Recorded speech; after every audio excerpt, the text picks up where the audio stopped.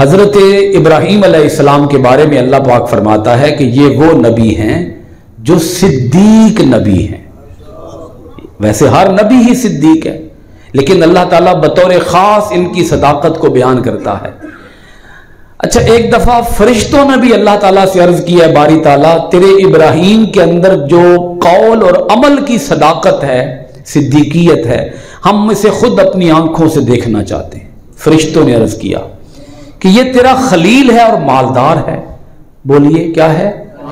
تیرا خلیل ہے اور مالدار ہے۔ تو تیرے جتنے بھی خلیل ہوئے، دوست ہوئے، تیرے پیارے ہوئے، تیرے چاہنے والے ہوئے، وہ مالدار تو نہیں ہوتے۔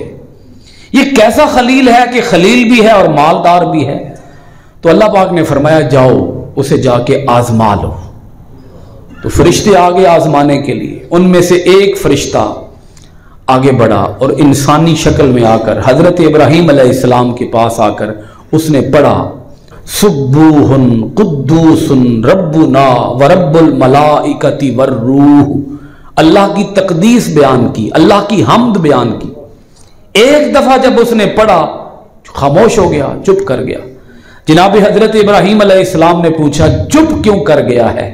مجھے تو بڑی لذت آئی ہے، تیری زبان سے اللہ کا ذکر سنا ہے تو دل کو قرار ملا ہے، سکون ملا ہے، لذت آئی ہے، کیف اور مستی ملی ہے، تو اللہ کا ذکر پھر کر۔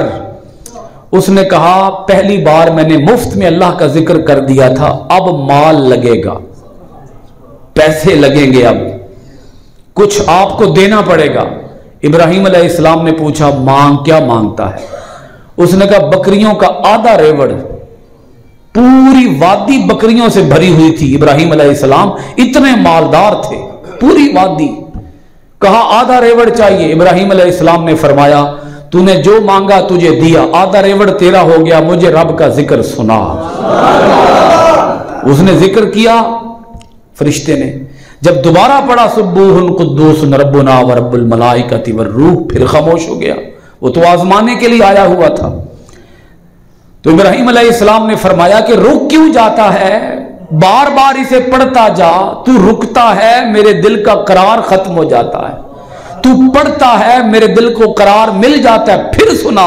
اس نے کہا بکریوں کا باقی ریوڑ بھی دینا پڑے گا۔ فرمایا تیرا ہو گیا، پھر سنا۔ سوچا بھی نہیں ہے، ایک لمحے کے لیے نہیں سوچا کہ ذکر ہے، اللہ کا ذکر ہے، میں خود کر لوں گا، اس سے میں نے سن کے کیا کرنا ہے؟ آدھا ریوڑ وہ لے چکا۔ فرمایا نہیں، تو سناتا جا، تو جو مانگتا جائے گا ابراہیم تجھے دیتا جائے گا، تو سناتا جا۔ اس نے پھر پڑھا، اب وہ پھر خاموش ہو گیا۔ ابراہیم علیہ السلام نے فرمایا اور سنا، ذکر پھر کر، میرے رب کے نام کی مالا جپتا رہ۔ اس نے کہا اب کیا دے گا؟ اب تو تیرے پاس ہے بھی کچھ نہیں، بکریاں تو وہ جو میں لے چکا ہوں، اب تیرے پاس ہے کیا دینے کے لیے؟ کنگال ہو گیا تو مجھے کیا دے گا؟ جناب حضرت ابراہیم علیہ السلام نے فرمایا اللہ کے بندے، بکریاں میں تجھے دے چکا ہوں، تو تجھے بکریوں کا کوئی چرواہا بھی تو چاہیے ہوگا نا، بکریوں کا کوئی آجڑی، کیا کوئی آجڑی بھی تو چاہیے ہوگا نا۔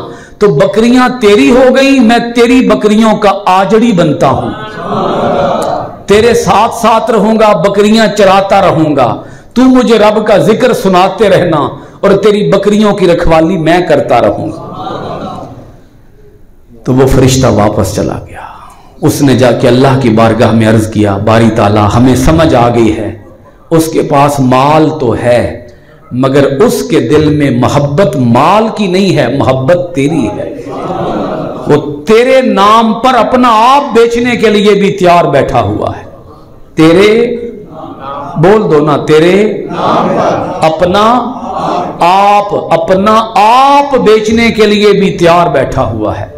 دعا کریں اللہ تعالی ہمیں بھی یہ صدیقیت عطا فرمائے، یہ عشق، یہ محبت اللہ تعالی ہمارے رگو پے کے اندر بھی پیدا فرمائے، اور یہ عشق ہمارے انگ انگ میں سرایت کر جائے کہ ہمیں دنیا کے مال سے محبت نہ ہو، ہمیں اللہ اور اس کے رسول سے محبت ہو۔ وما علینا الا البلاغ المبین۔